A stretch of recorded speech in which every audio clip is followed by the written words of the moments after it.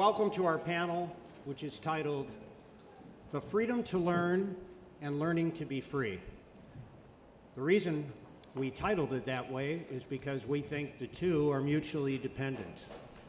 The freedom to learn is required if we are to learn how to be effective, informed citizens in a self-governing republic. As we know, unfortunately, from too many headlines in too many states for too many years, free speech and the freedom to debate is in jeopardy today. As you'll hear as we talk this morning, there's a growing number of our young people who think that shouting down someone else's speech is equally an exercise of the First Amendment. We at TPPF don't blame our young people for thinking this, because we know that they haven't been taught what the First Amendment means, and they haven't been taught that not only the classroom, not only the university, but also our democracy depends on the ability to speak and debate. This is the core item of our democratic faith, which holds that the people, if given the facts, and if allowed to discuss and debate and investigate, will come up with better choices thereby with regard to both candidates and the policies that they espouse. Before we turn to our panelists, a couple of administrative announcements. This session is CLE accredited by the State Bar of Texas, and if you're here for CLE credit, please sign in at the clipboard that's located at the bottom of the room. Also, this week, we are highlighting the Texas Prosperity Promise. The Texas Prosperity Promise is our pledge to secure and extend Texas's success through 2019 and beyond. It's more than a plan for the next legislative session. It is a commitment to the guiding values that are critical to keeping Texas prosperous and free.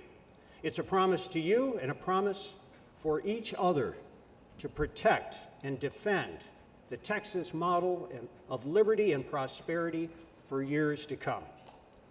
We ask all of you to join our effort by visiting our website, www.texasprosperitypromise.com. That's texasprosperitypromise.com. And sign the promise to keep fighting for freedom and our shared prosperity. There's also a navigation icon in your app that will direct you to the web page. Now, we at TPPF are honored to have four very well-known speakers who have all been fighting their own personal battles on behalf of free speech. I begin with Stanley Kurtz, to my immediate left. Stanley is a senior fellow at the Ethics and Public Policy Center in Washington, and he's a contributing editor to National Review Online. He holds the doctorate in social anthropology from Harvard University and is taught at both Harvard and the University of Chicago. He's helped lead national criticism of the College Board's revisionist AP U.S. history curriculum, and he has testified before several state legislators on the issue. He's the lead author of the Model Campus Free Speech legislation published by Arizona's Goldwater Institute, and has testified on this proposal before the House Judiciary Committee and before legislatures in Florida, Wisconsin, and Michigan. We at TPPF think that the Goldwater proposal to restore free speech on campus, of which Stanley is the lead author, we think that is the best proposal out there, and we're optimistic about what's going to happen as a result of it.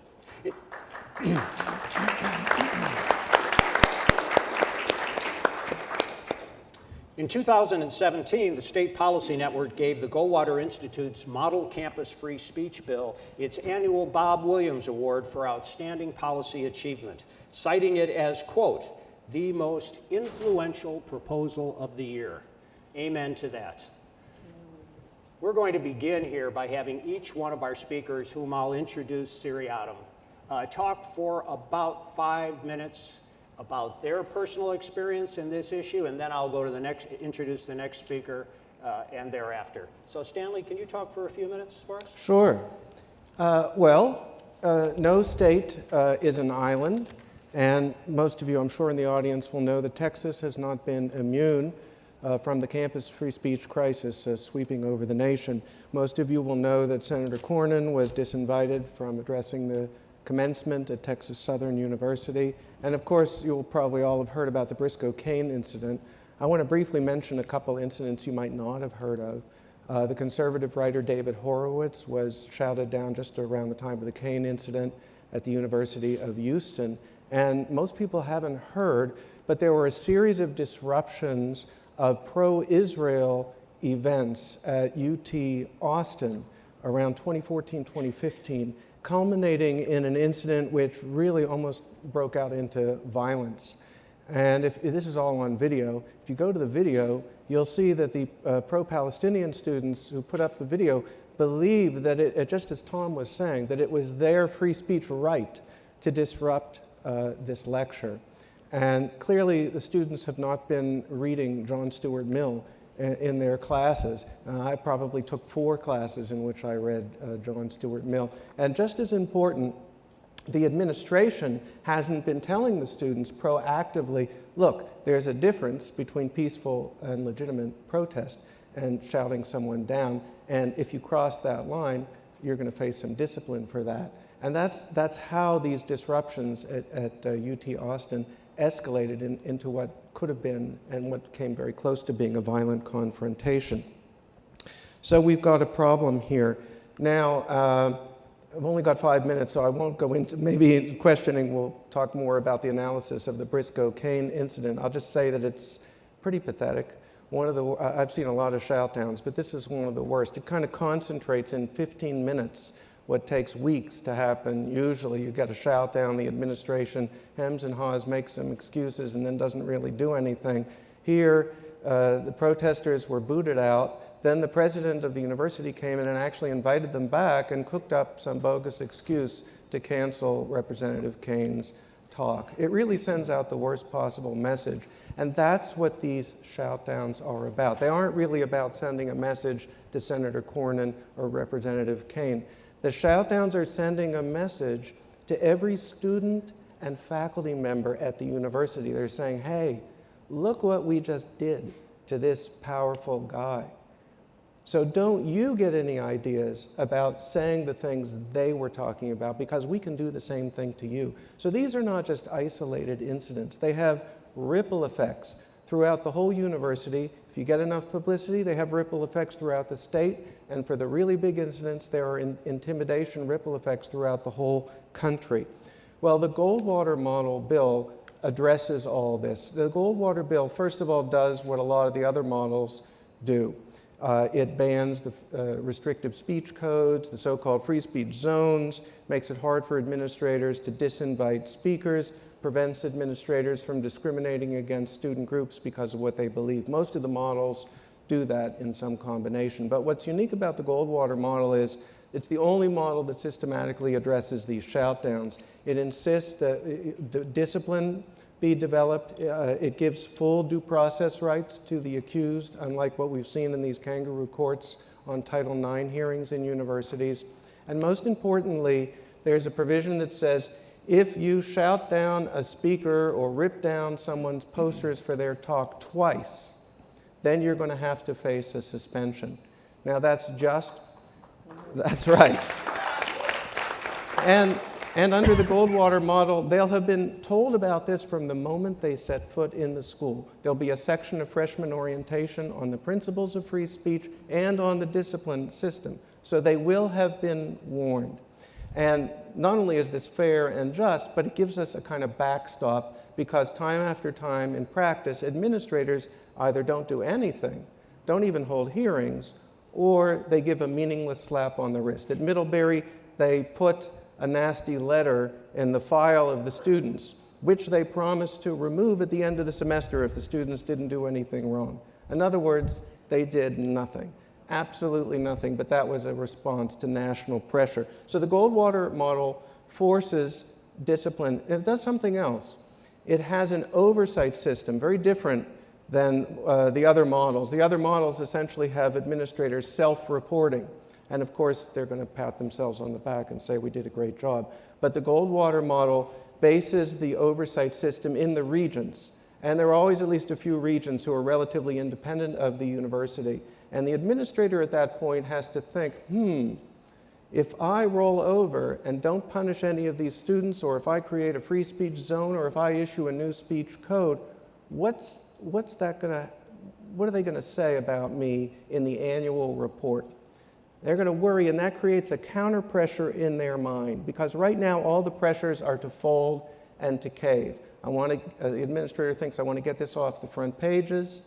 I don't want to make the parents of the students I might discipline angry. I don't want to make the students angry about their discipline and doing even more demonstrations. And in fact, we've seen that when you do discipline, it actually stops the shout-downs from happening in the first place. The goal of this is not to punish students, but to prevent the shout-downs from even happening to begin with. So at the University of Wisconsin, where a Goldwater model discipline policy has already been instituted, we found that Second Amendment supporter Katie Pavlich came and spoke at UW-Madison right after the policy was put in place.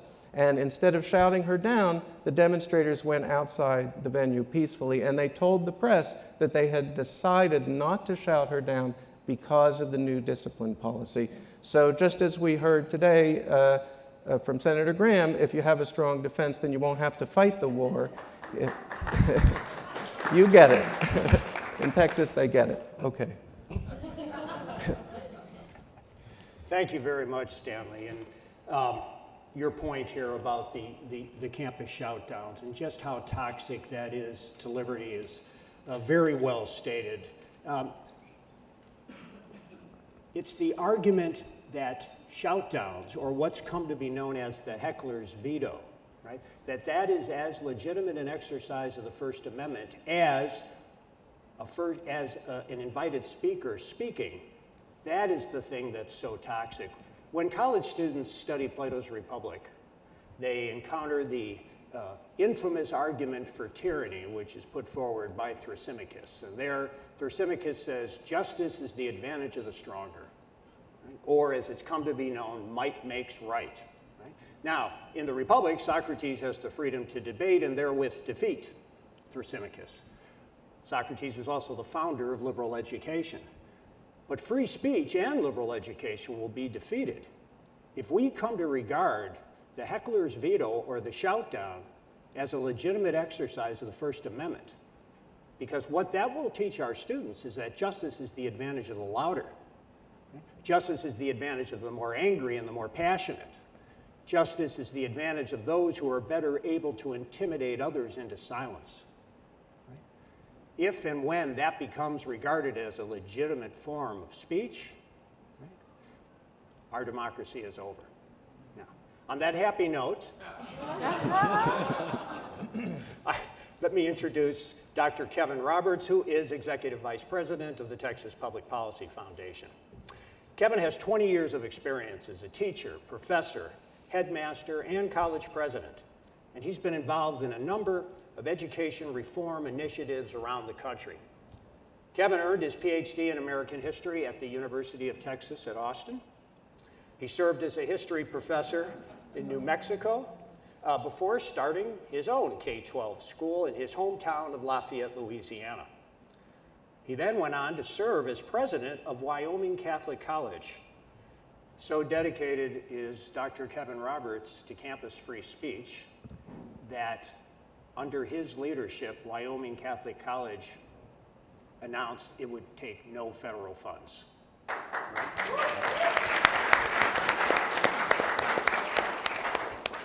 As a reward for which, the New York Times, when they wrote a piece about what Kevin had done, labeled Wyoming Catholic College as being full of, quote, cowboy Catholics, unquote.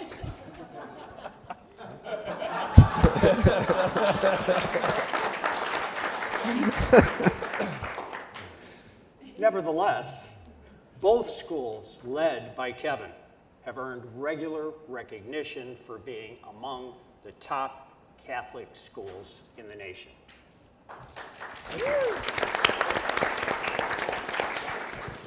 Kevin? Thanks, Tom. And I should say the privilege is mine to be here with our panelists. It's a privilege every day, as you might imagine, to work with Dr. Tom Lindsay, who's one of the smartest and most humble people you'll ever encounter. So thank you, Tom. Thank you, Stanley, for your comments, and thank you all for being here.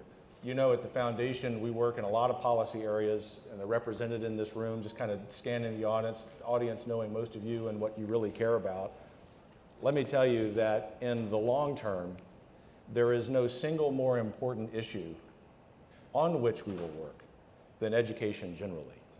Many of us have a special heart for K through 12 education because we're thinking about cultivating and forming those young hearts and minds.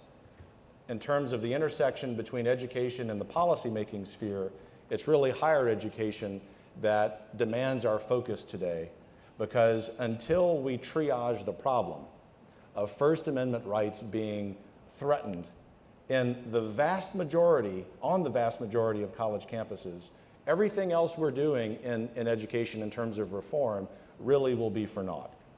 Those of you who know me know that I'm not an alarmist, I'm an optimist. That's how at a 10-year-old college we could tell the Department of Education that we wanted nothing to do with their money, even though it meant that all of us would earn a lower salary. It meant the president would be on the road for more than half the number of days in the year fundraising, because we thought that it was important to take a stand, not just for our students, for the people who supported the college, but for the United States of America. And it'll surprise the wonderful people who were my mentors at the University of Texas, who trained me well professionally, to know that I learned that at the University of Texas. It'll surprise you to hear me say that. And what I mean by that is that the policy that Tom and Stanley are working on with the Goldwater Bill is essential, and it ought to be passed. That has to happen. But this is a much longer running problem, and that's really what I want to put my thumb on today for you, is to give you a sense of some of the other things that must happen over the next year, over the next 5 years, over the next 50 years. You're going to hear some of that from some of our other panelists. But I'm going to do something that probably is a first in the history of our policy orientation, and I'm going to read from a poem. You're scratching your heads, okay. The executive vice president of the largest policy organization outside Washington is going to make his point about policy by reading a poem. This is from William Butler Yeats, The Second Coming, one of the most important poems in modern history, written in the aftermath of World War I in 1919. So you can imagine what he was focusing on. But I want you to imagine how applicable this is to our focus today. Turning and turning in the widening gyre, the falcon cannot hear the falconer. Things fall apart, the center cannot hold. Mere anarchy is loosed upon the world. The blood-dimmed tide is loosed, and everywhere the ceremony of innocence is drowned. The best lack all conviction, while the worst are full of passionate intensity.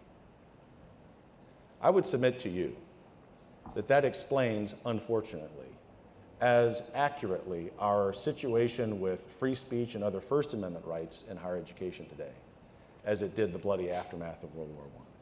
And I say that not to be an alarmist, but to suggest two things.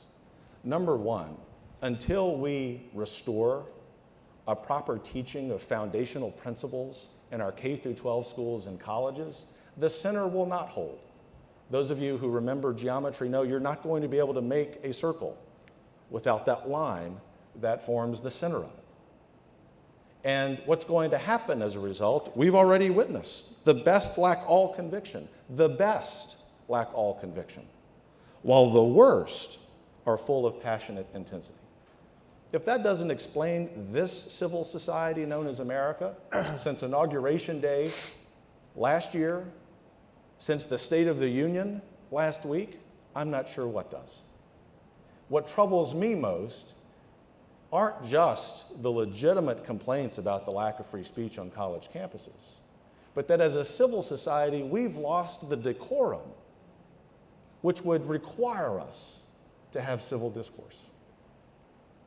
Discourse, by its very definition, pardon the liberal arts guy telling you by its ancient linguistic root, is a conversation of differing ideas. And I can tell you as a conservative history professor who was untenured but on the tenure track the year Ronald Reagan died, that I decided I would participate in a symposium with my history department colleagues in another state. And of course, I was going to be the guy who celebrated, for the most part, President Reagan's legacy. They were willing to take on an untenured professor on a ratio of 4 to 1. There would be 4 of them and 1 of me. Until I decided, you know, tenure is probably a pretty good idea. So let me get a colleague from the economics department. He studied at Texas A&M. Some people are very familiar, you earn it, with some people are very familiar to us at TPPF. And when he joined the symposium, it was canceled. And this was years ago. And it suggests really what Yeats is getting at in his poem, which is that when the best have conviction, some folks, without the right convictions, without the right ideas, are going to lose their courage. I want everyone to have courage. I want all of the ideas to be presented and welcomed in every classroom.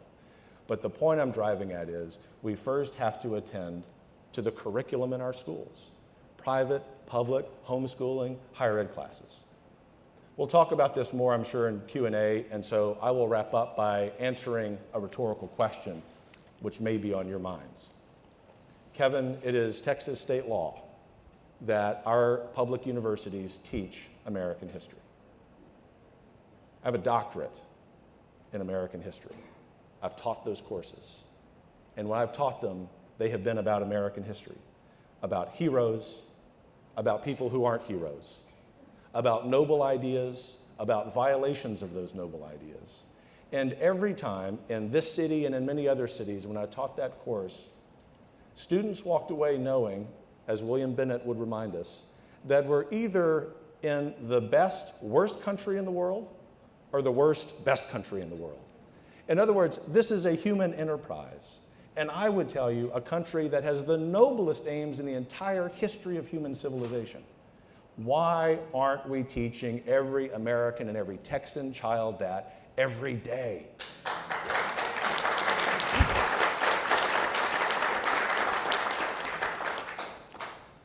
Policymakers, I think, have a moral obligation to do that, because all we're trying to do in the United States of America is cultivate a desire and a reality of human flourishing. And so as we continue this conversation today and welcome your questions in the spirit of the focus of this session, I would encourage you as you walk out the doors tonight and think about what you can do as a next step to cultivate a love for our foundational documents, for the great ideas, for the great books. You can still have STEM education and all of the wonderful specialization we have. But if we don't focus on the things that matter when we're dead and gone, civil society simply will not flourish as we want it to do. Thank you.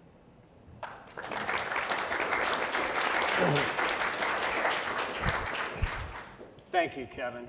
Yes, and you know, as I've watched the debate over this, I think a point, and this came out in Kevin's remarks, free speech is not political in the narrow sense. Instead, free speech is the precondition by which all sides, on which all sides depend if they're to play a part in democratic discourse. And we hope that through efforts like Stanley's, that people will recognize again, we all lose if free speech loses. Now, our next speaker, Jeanine Turner. It's my great pleasure to have Janine here and her daughter, Juliet. Many of you know Janine already, but let me say a few things about her. Janine is the founder of Constituting America, the only nonpartisan organization that utilizes arts movies, songs, television, social media, and the internet to inspire students and adults to learn about the United States Constitution and therewith about the First Amendment. She is an Emmy and 3-time Golden Globe nominated actress, known to millions of fans, as you all know, for her role in the hit CBS television show Northern Exposure. Her career includes starring in NBC's Friday Night Lights, and in feature films such as Steel Magnolias and Cliffhanger with Sylvester Stallone. She won Best New Director at the Deep Ellum Film Festival for her short film, Trip in a Summer Dress. And she's the creator, author, and voice of the God on the Go Minute. And she and her daughter, Juliet, are the creators, authors, and voices of the Constitutional Minute, which are both 1-minute spots for radio. In addition to Janine's success as a national speaker, she's written a bevy of op-eds, the Washington Examiner, the Washington Times, PJ Media, and others. She's also the author of 4 books. The Washington Post bestseller, Holding Her Head High, 12 Single Mothers Who Championed Their Children and Changed History. Her highly praised memoir, A Little Bit Vulnerable, on Hollywood, God, Sobriety, and Politics. We could do a whole panel on that subject. and two books published last year, Artificial Intelligentsia versus Primal Sense, 10 Steps to Reclaiming You, and a daily devotional, Wisdom for Each Day. Please join me in welcoming Jeanine Turner.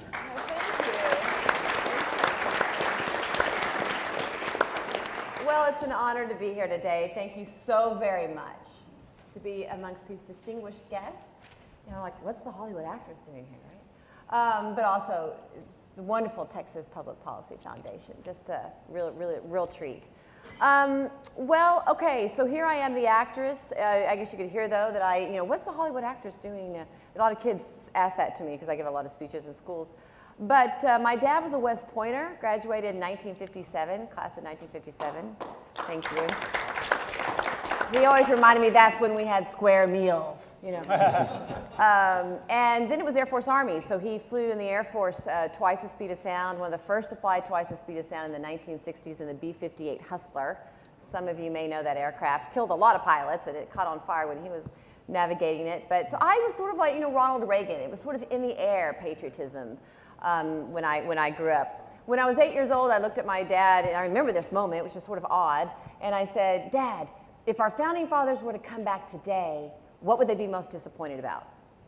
Like, what 8-year-old asked that question, But I've always had this sort of connection to the founding fathers. Now, supposedly I'm related to George Washington's great-grandfather, or grandfather, according to Ancestry.com. I don't know if I believe that or not, but it sounds cool, doesn't it? But I've always loved our founding fathers.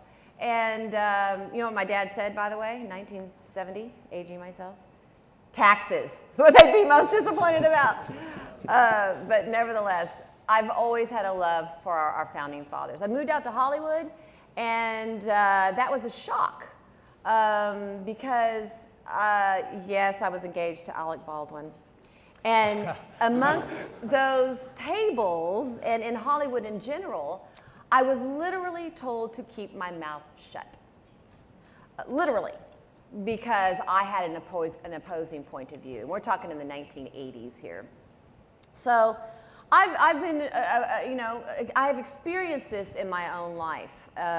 My daughter has experienced it in her school. She's the executive director of Constituting America. She's at Rice University now. But here's what I'm doing with this problem. I moved back in 1995, and I read The 5,000-Year Leap. It's a wonderful book, I guess.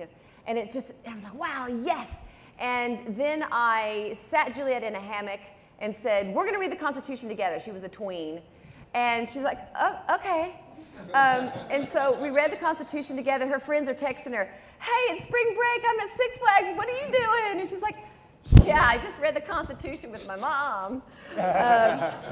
Fun. But she went on to write a book that's with HarperCollins, Zondervan, Our Constitution Rocks, based on essays through our foundation, and that's been in schools all over the country. It's been used as textbooks, so it's been a wonderful experience for us. I launched Constituting America in 2010, and this has just become my passion. We have 2 initiatives. One is the George Washington Speaking Initiative. The reason we call it George Washington is because he was the president of the Constitutional Convention, though it wasn't called the Constitutional Convention at that time, but nevertheless, he was the president.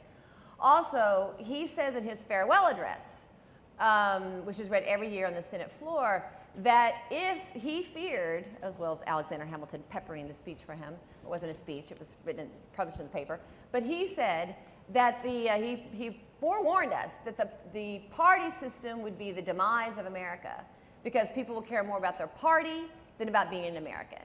And of course, look at what's happening today. I think this is a huge crisis. It certainly is happening in all realms of education and in society in general. And then we also have our contest. You have a gift here today of our wonderful music from our song winners. We also have STEM winners. And it's too much time to go into it, not enough time to go into it all now. But these songs, you'll be amazed. The kids have written these songs about the Bill of Rights and freedom of religion. And we promote these songs by hiring people in Nashville to promote them. So like our song winners have had 88 million impressions of their songs over hundreds of radio stations across the country. So we're having impact. We promote these kids into the culture. So you also have a documentary that we published this year through Constituting America. It was screened in 5 theaters across the country, dealing with this issue on college campuses. And one of the things I really believe is, and this started a long time ago, this movement to shut freedom of speech down for one point. When did this start? It started 100 years ago. And the teachers, are we surprised that the kids don't want to hear any alternative point of view? Look at the college campuses, except for a few wonderful exceptions. The majority are professors who only teach one point of view. And they only allow one point of view to be taught and heard. And when this happens, the youth of America can no longer reason. They cannot reason because they don't hear 2 points of view. When Juliet was looking at colleges, I talked to I won't say which college, of upper echelon, and she says, oh yeah, we just don't know what we're going to do with these kids. And I'm like, ha, you created them. I didn't say that. But I'm like, you created this problem by not allowing other professors to come in and teach opposing point of views. What a disservice to our nation's children and youth that when their brains still aren't even fully formed, even in their early 20s, that we don't allow them to hear another point of view with teachers that will give them that. If our children and youth in America and society in general can't reason, we have a real problem. So what I do is through the George Washington Speaking Initiative is I've given over 300 speeches to about 25,000 children, including some adults peppered in there in those statistics. I gave 8 speeches 2 days ago, 5 in one day and 3 in another, just yesterday and the day before. So I'm in the classrooms with these kids. College, you have to be elementary all the way to college. And what I find is they know absolutely nothing about the United States Constitution. Like nothing. We have a really simple quiz and it's fascinating to me. But something dawned on me yesterday. And I tap dance around as an actress and give out prizes and we make it a lot of fun and we have great clips with kids to kids. But what dawned on me is these kids have just been taught, here's your government. 3 branches, and I have to teach this obligatorily, the teachers, right? 3 branches of government, this is how it works. And they're like, whatever, that's way up there. And what we try to do at Constituting America, what I try to do is teach how the Constitution and the way our republic works, they don't even know it's a republic, that actually helps them with their issues in their community and they can be involved in that. That they can actually, I teach them, you can petition. You can then, these Bill of Rights, we ask what they are and all that. The First Amendment is like raps, to remember, like a rap song. But these Bill of Rights, the First Amendment, you can take these tools in your toolbox, and if there's something you don't like about the government, you can do more than shut people down in speech. You can do more than just go to some rally and be crazy. And by the way, I always tell them it's Peaceably Assemble. You can do more than that that's more effective than shutting people down. Our founders left this for you. You can write a petition. You can then use your free speech to talk about it. The petition could be 2 sentences, an acronym. I give them a sample. You can then take that to the press. With the press, you can take that then you can assemble with reason. And I teach them that if they have an issue or a policy or something that they don't like, they don't have to throw out everything. They can actually call the representative. How do you do that? I teach them. You can Google who represents me and put in your zip code. They don't know about local government, they don't know about state government, they don't know about, but mostly they don't understand about how they can channel this anger and channel this bias that they have into something reasonable that our founders gave us of how can I use these tools to affect real change in the country. And when they start to look bored and like, I'm a young kid, what do I say, do you know that the 27th Amendment was started by Gregory Watson, a 19-year-old at the University of Texas? So I'm like, if a 19-year-old can start this, you can start this. And when I hear later, because I've given a lot of speeches to inner city schools and charter schools, all kinds of different schools, one of the kids were having a discussion after I spoke there. I've been there 4 years in a row. And they're trying to figure out a problem about guns and schools and cell phones and I don't know, all this stuff. And one of the students raised their hand and said, well, Ms. Turner said we could start a petition. I'm like, there you go, right? Make it constructive. Give them, not say, this is the government, this is what they do, you know, instead you can be of service. This actually is for you to affect real change and you can do it. Last thing I'll say in this opening is the 5% rule. Juliet was at a highly academic school, and this is what I teach the kids, highly academic, she, Dallas school. Unbeknownst to us, it was just incredibly one-sided in their perspectives, shall I say, diplomatically. And she one day was giving a speech for one point of view, and they literally pulled out their cell phones and swarmed her and started to like attack her. Because there were only two of them that thought the opposing point of view, which was, and the school did nothing. You know, they attacked, it was just, these kind of things go on which are uncalled for. But to Juliet's credit, she said, Mom, she got in the car one day, and she said, she's high school, Mom, I sat down with so-and-so, and she thinks completely differently than me, and she's never even wanted to talk to me. She ignores me in the hallway, but we sat down and we talked. And you know what? I thought she loves her country as much as I do, but she thinks differently, so I want to know what she thinks. And she said, we didn't agree on much. As a matter of fact, we just agreed on 5%. But we're friends now.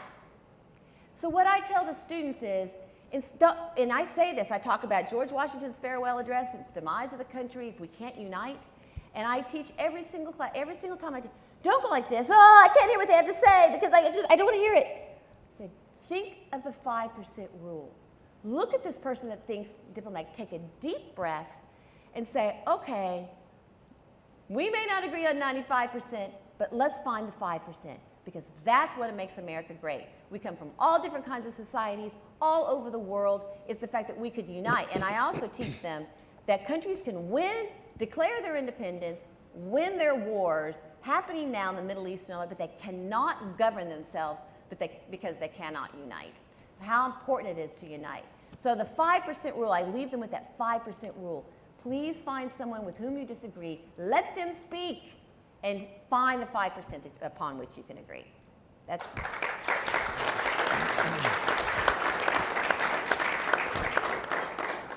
Thank you for those remarks, Janine, and thank you for the work that you and Juliet are doing.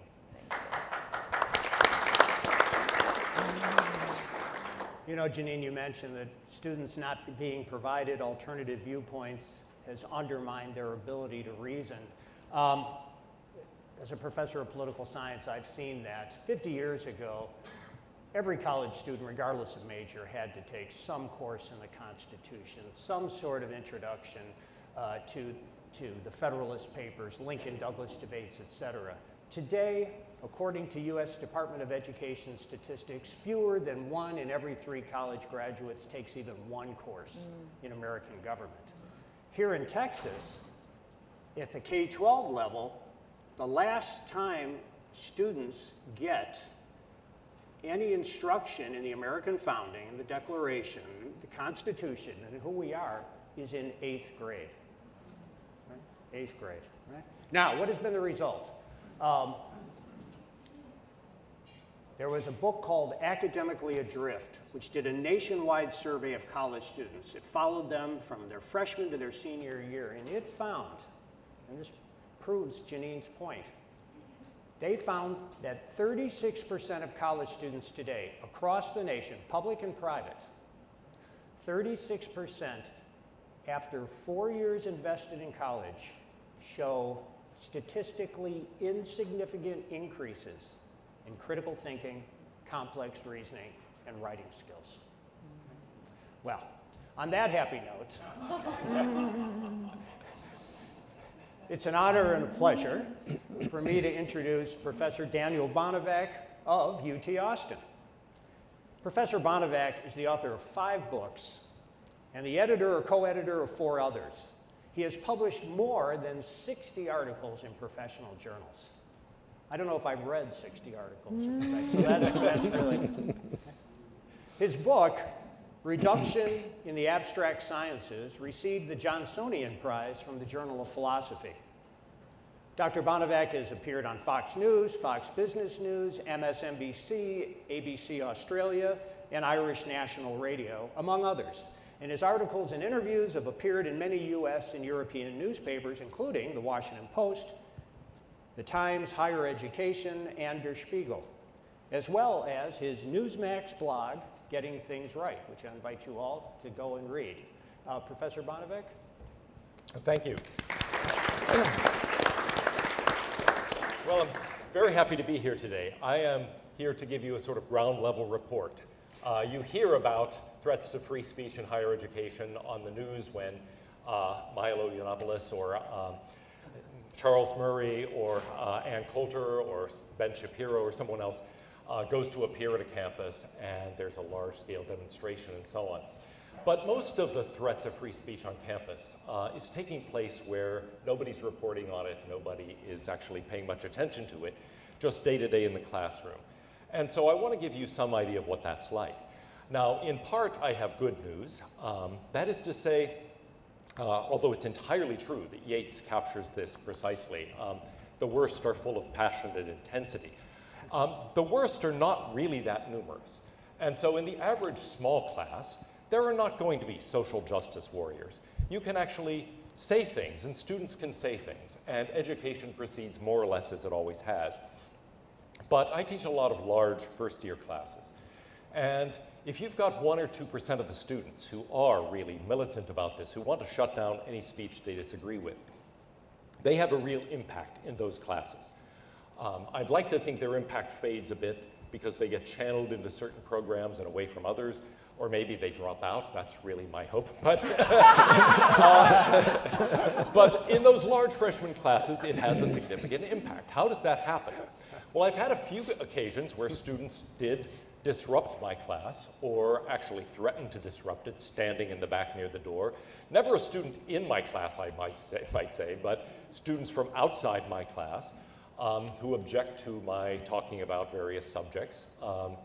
In one case, it was giving arguments against affirmative action programs. Mind you, the course was set up to be sort of arguments for, arguments against. And someone gave an impassioned speech in the last 5 minutes to denounce me for having had the temerity to actually advance or to mention, to discuss such arguments in class. But for the most part, it's really not a question of what does take place in class. It's what doesn't take place as a result. I've had to give up teaching that course now, for example. The dean encourages me to teach it, and I've got to say, overall, the UT administration has been very supportive. But I don't want to spend all my time fighting against a few students who are trying to shut down discussion all the time. And so, in a course like that really is balanced, and where I spend one day giving you arguments in favor of a certain position, on the other side giving you arguments against that position, it now really becomes impossible to hear one side of the story. There are going to be some students who are going to insist that that not happen. I've noticed another sort of thing. When I read authors, and I will read authors on both sides of questions, both John Rawls and Robert Nozick, for example, or we'll read Roosevelt's speeches and we'll read Hayek. There are now some students, and this really is a new phenomenon. I had not experienced this before. I've been at UT for 38 years. And it used to be if students hadn't heard arguments on the other side, they were eager to hear them. Now there are going to be, again, a small number of students who don't want to hear it. What? You're talking about Hayek? And he criticizes socialism? That's bad. Why are you saying that? you're challenging the Holy Writ. And that is something that really is quite remarkable. Now, what impact does that have? 1 or 2 students in a class of 200 or 300, you might think, what difference does it make? But it affects the entire way the class goes, what other students are willing to say, what kinds of things they're willing to raise as objections. And so what I find is that whenever you come to a topic that might be politically incorrect in this way, students just stop talking. They don't want to risk being the target of the ire of some of the social justice warriors. And so they simply say nothing. And I've seen this happen in these large freshman classes. I've seen it happen in some other classes. I've seen it happen in my own department. We had a group of people who had a variety of demands. We had what I call the potty putsch, where a group of female graduate students took over the men's room on the 3rd floor and declared it a women's room and stationed people outside to prevent men from entering. And at a meeting of the graduate students to discuss this, even though most graduate students thought this was insane, people wouldn't say anything. They were afraid to speak about these issues. So all it takes is 1 or 2% of the student population to really shut down discussions in classes or other forums where they are a part of the audience. There is a new technique I want to report. I'm a popular teacher in general. In fact, if you go into the main building at UT, you'll see posters connected to the main missions of the University of Texas. And on the poster for learning, you see a picture of me teaching a class. But I have several students in the fall semester give me the lowest possible teaching evaluation rating. And why? I wanted to look at the comments to see, well, what didn't you like? It's fair enough if there's something about the course you didn't like. One of them praised the course, and in fact gave the course high ratings, just me a terrible rating. The other, and there was no explanation for why, everything that was said about the course was positive. But the other student actually did explain it was because of those videos online where I appear on Fox News, or where it was because of my article in the Washington Post. And the person said, how do you expect me to learn from someone who supports Donald Trump? Now, I've had tenure for many, many years, and so it doesn't make any difference to me, in a sense, although it's a little blow to my ego. One person, think about what an F does to a student's GPA. One person giving you the equivalent of a 0 on these evaluations actually does have a significant impact on the bottom line. But so what? It doesn't really make any difference to me. On the other hand, I think that is now a technique people are actually using to punish faculty members who dare to go against what is the dominant view on campus. And so for somebody who doesn't have tenure, this becomes a real issue. I know all sorts of people in academia who are conservatives, who don't have tenure or are in graduate programs now getting their PhDs. And they often contact me and say, what should I do? Can I be honest about my views? I've written this article criticizing such and such from a conservative point of view. Can I try to publish that? Or is that writing a sort of death warrant for my career? And in the 1980s, it really wasn't. I was able to be kind of out of the closet about my conservative views, and it was okay. Partly that's because I was at UT, but partly it's because I was, well, things were different then. It was a respectable thing to be, even if I was in a minority.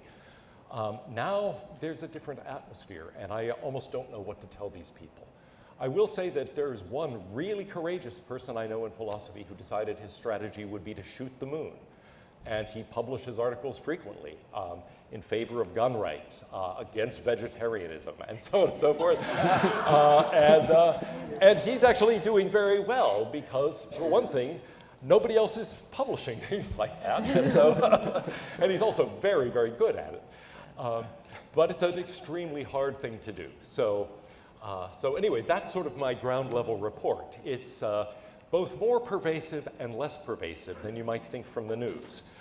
In a large class, this sort of thing has a big impact. In small and especially upper division classes, for the most part, it doesn't. So there's a lot of still wonderful things happening at universities. But there are a lot of things below the radar that are really disturbing as well.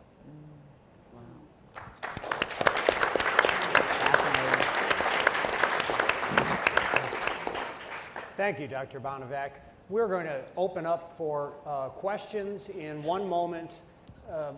If I may, I just think what we've heard from our four speakers is that the connection between education and democracy is this. It's been said that the philosophy taught in the classroom in this generation will be the philosophy practiced in the legislature in the next generation. We know from a number of recent polls that today 40% of recent college graduates think that there is or should be a hate speech exception to the First Amendment. That's compared to 20% of baby boomers. 40%. In a few years, they will be state senators and representatives, governors, and then U.S. Representatives and senators. Right? The connection couldn't be more clear than when we see the trend line that is the direct consequence of our failure to teach the conditions of freedom. Now, with that, we're happy to entertain questions. Hold on, they're going to bring you a microphone and you'll be all set.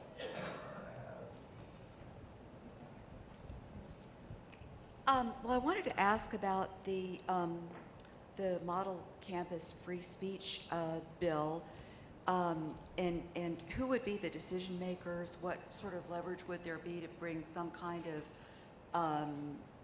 advocacy or pressure to bear to get free speech codes adopted at different universities? Because, I mean, what I see is sort of the gradual march of Fabian socialism, through the education establishment, and sort of, everyone wants to take the path of least resistance, kind of no enemies to the left sort of position, and that has allowed for so much of what's going on today to develop and really shut down free speech and chill speech in the classroom. So kind of how, who does one need to influence to get the free speech bill passed on campuses? I thought at first your question was about who would be the decision makers under the bill. I mean, the bill itself would outlaw the speech code and outlaw the free speech zones and outlaw discrimination against certain student groups. Now, the First Amendment,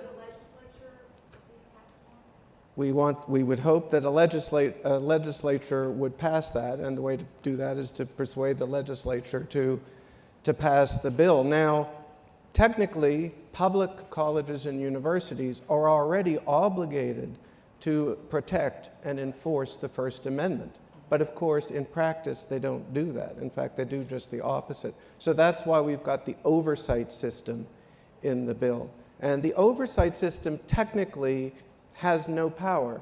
It's simply a public report, so it has only the power of sunlight and persuasion. But when you're getting a report, if it should be a critical report, issued by your bosses, the regents, who could fire the administrators, delivered to the public, the governor, and the legislature, when there are already some folks in the legislature probably who maybe think that the appropriation for the university is a bit on the high side, would you really, as an administrator, want to see a report criticizing how you handle free speech under those circumstances? So on the one hand, the bill works with a very light touch, and on the other hand, I think administrators would have to take the oversight provisions seriously. But the bill itself really eliminates zones and codes and disinvitations and things like that. In fact, it's got another provision that explicitly says any contrary provision that already exists is hereby nullified.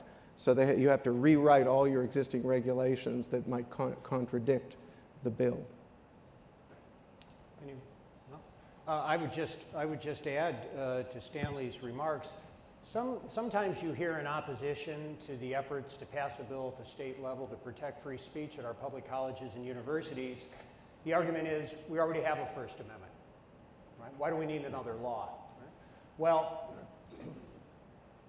for the last 100 years, the Supreme Court, through the process of selective incorporation, has been incorporating the bulk of the provisions in the first 10 amendments, known as the Bill of Rights, to the states. Right? Public colleges and universities are state agencies. Right? So it's very clear they have an obligation to do this. Next question. Yes, sir. Thank you. My name is Dennis Borel. I'm with the Coalition of Texans with Disabilities, which is arguably the most disadvantaged group in our society. I believe everything you said. I believe respectful discourse, but I also organize rallies, and some of my colleagues will do things like disrupt congressional hearings as they did last summer. Now, there's a question to this. I can tell you that to a person, the reason they do that is they feel that there is not a level playing field to have their voices heard. So my question, and any of you can answer to this, is do you believe there is a level playing field for having your voices heard? And if so, how can you guarantee it in legislation or other acts of policy? Thank you. Thank you. Well, the Goldwater Bill explicitly stays out of classroom issues. I mean, we can talk about how to deal with that, if at all, legislatively, but the Goldwater Bill tries not to do that. But I have to say, after Dan's chilling presentation, and I'd love to just go on about what I think about Dan's presentation, because I think it was so important and chilling. But the one thing I found interesting was that he said it's only 1 or 2% that are the problem in the large classes. Well, maybe that is UT Austin, because if you go to many other schools, you'll find that it's just the opposite. The people who are making the disruptions are with the powers that be within the university. It's true, they aren't necessarily a majority. They're a vocal plurality. But what's happened to colleges and universities in the last few decades is that what are called the studies programs, African American studies, ethnic studies, environmental studies, a whole series of studies have grown and grown and grown. And they've started cross-listing courses in the ordinary departments. And slowly but surely, these politicized departments have taken over. They've become the dominant ethos within the universities, and people are afraid to cross them. And so what you find in most of these demonstrations are not people who feel like, well, we've been silenced, and this is the only way we can be heard. It's just the opposite. They feel like we're in charge of this joint, and the only way we can keep our power is to scare you other folks into silence. Could I add something to that? About at least monthly, we get a notice from the Diversity and Inclusion Office. All faculty and students get this notice telling us there is a process for bias incidents reporting, urging people to be on the lookout for any instance of bias they perceive, whether it's directed against them or not, and to be sure to report this to a certain office. That Office of Diversity and Inclusion now has more than 60 employees. More than a half a dozen of them make over $100,000 a year. They're paid as full professors. The head of that makes over $300,000 a year. He's paid as if he were a Nobel Prize winner. And so in addition to all of these studies programs, and they are very significant and extremely well-funded legislators compared to other departments in the university, but there is a huge constituency. So the idea that they can't make their voices heard in any other way is absurd. They are really trying to make sure nobody else can have their voices heard. And one thing we want to start, our next step through Constituting America is one of these aha kind of ideas, is you know, I had these discussions with the kids in the classroom, but one of the things we want to start is role playing. You know, so that's going to be initiated through Constituting America probably by May and June. Is when I go into these classrooms, it's like, okay, now we're going to role play. You know, let's so and so believes this way. It's like, and then we're going to teach them. Unfortunately, they have to be taught now. You know, how to actually listen to what someone else has to say. That would give people an equal platform, would it not? If they can learn in the classrooms how they can let each other do it. Forget about what the colleges or the schools will. What about letting each other do it? I think that's really essential. So the role-playing aspect, I think, is going to be, I'm really, really excited about it. I mean, I love speaking to these kids, and the role-playing, I think, will really take it to another level. Well, I think that's right. I think that it's not accidental that free speech and civic education have gone down at the same time, right? If free speech is taught, if free speech is practiced, and if civic education is restored at K-12 and at the collegiate level, then our students will understand why, as Stanley says, the First Amendment simply says, wait your turn, right? Wait your turn. I understand the concern about lack of a level playing field. I understand that some feel that their cause justifies suppressing the free speech rights of others. All I can say is, I know all shout-downs have causes, but not all causes have shout-downs, right? And that therefore, we have to exercise the self-restraint when others want to speak in a way with which we disagree, if we hope to be able to speak in our turn. Next question. Yes, sir. Wait till we... Have any states done a good job, and if not, do you have any suggested legislation that can be passed to ensure that kids can't graduate from high school or college without understanding the Declaration of Independence and the Constitution or America's founding? 13 states, thank you, Representative, 13 states have passed legislation that requires every high school graduate to take the citizenship test.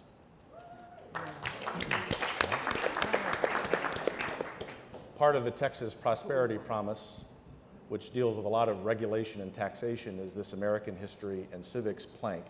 And part of that will be advocating for Texas to be the 14th state.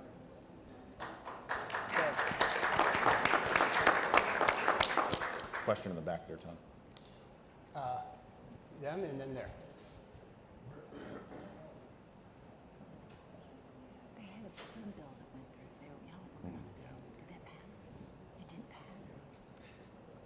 Let's talk about that. I just wonder how much you work to communicate with the person who's paying the bill what's really happening in this situation. And my thought is that if you had two kids in a class that my son was in or something, and there's 300 kids in there, and they're disrupting the whole program, I'd like to know that. I mean, as a parent, I would raise hell with that university and say, what the hell's going on with this situation? This is crazy. And it is crazy that, you know, that 1 or 2% of the people are telling the other 98% what to do. And it just seems to me that if you emailed all the parents or whoever were paying for those programs, they would be up in arms, and it should have an army of supervision. And I want to tell you one story. My son went to SMU and graduated. Then he went to graduate school, and he was in an entrepreneur class. And the professor was going on and on about his political views. And my son stood up and said, "Professor," he said, "I've been in this class now for like 4 weeks, and all you're doing is talking about your liberal and crazy ideas." And he said, I work, you know, all day long, and then I come here at night, and I'm paying my own tuition. Now, the name of this class is entrepreneurship. Now, you get back and start teaching this subject, you know, because I'm paying for it. Now, what the hell? I don't give a damn about what your views are. So there's power. There's power in people, particularly those who pay the bill. And the problem is all those programs that are there with the studies program is some political organization is funding all those kids. Okay?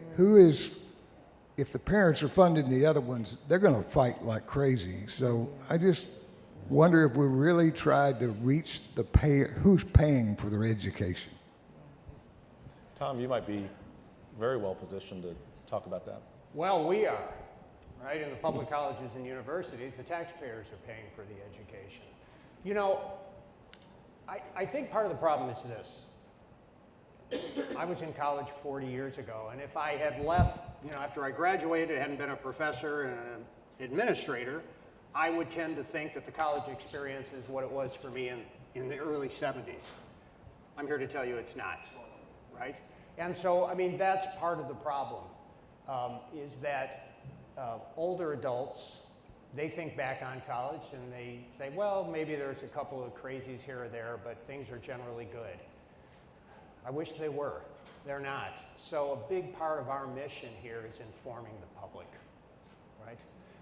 And you know, I get asked by parents all the time who are, they and their children are looking at colleges, and they say, well, you know, what can we do to ensure that our child will be free to learn? And what I tell them, I said, there are a couple things you can do. Good news is, 2 years ago, the University of Chicago, reacting to all of this violence at Berkeley, Middlebury, et cetera, came out with their principle on free speech. It's called the Chicago Statement. Since then, 34 universities around the country have signed on to it, including Princeton, Columbia, LSU. No college or university in Texas has yet to sign on to it, but I'm confident that many will. That's one way. As parents look at colleges, who has signed the statement, right? Who has come out in defense of free speech? Also, parents can go to the website for the Foundation in Individual Rights in Education, FIRE, fire.org. They rank most universities, and most of the leading universities in the country, on free speech. So those are a couple of the ways that parents and prospective students can investigate with the view to making sure that they're going to a place that really does still hold teaching and learning as primary. Yes?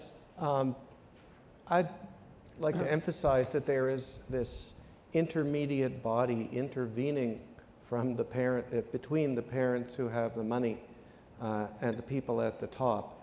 And that is the faculty and administrators of the type that Dan Bonevac mentioned. There really is an informal alliance going on between the demonstrators and between the diversity administrators and between many of the faculty. And so the faculty and the administrators embolden these protesters because they share a common ideology and often want the university to move in the same direction. Often the demonstrators make very concrete proposals. It's almost like an employment negotiation. You shall hire, so we demand that you hire so many professors for the so-and-so studies department and so many new administrators of the following type. I'll tell you a quick story. There was a shout-down at the University of Michigan, Ann Arbor, the flagship public campus at the University of Michigan. The very esteemed Student Debating Society there wanted to conduct a debate on whether the Black Lives Matter movement had been productive or counterproductive for society. Speakers on both sides. The debate group took no position. And yet a student agitated in an op-ed to shout this down, saying that you have no right to even debate this subject. So there was a massive shout-down. The student who inspired and led the demonstration was then given an award by the program of feminist studies in that school. So that shows you what's really going on.